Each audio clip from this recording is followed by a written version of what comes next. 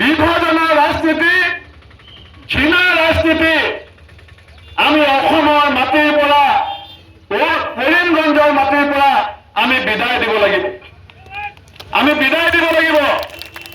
আজি হাফিজ ৰছিদ আহমেদ চৌধুৰী ডাঙৰীয়া, মই কংগ্ৰেছ দলৰ প্ৰাৰ্থী বুলি কোৱা নাই।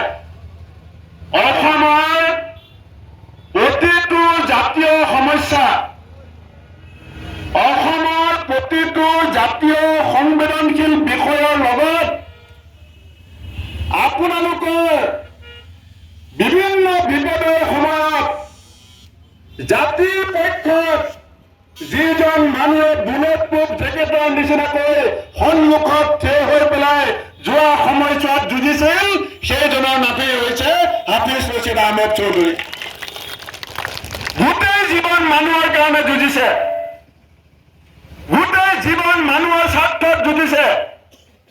যেতিয়া যেতিয়া জাতিৰ সন্মুখত বিপদ আহিছে, যেতিয়া যেতিয়া জাতিৰ সন্মুখত সংকট আহিছে, তেতিয়া হাফিজ ৰছিদ আহমেদ চৌধুৰী আপোনালোকৰ স্বাৰ্থত এটা পাহাৰৰ নিচিনা শক্তি হিচাপে সদায় ৰাইজৰ কাষত থিয় দিছে।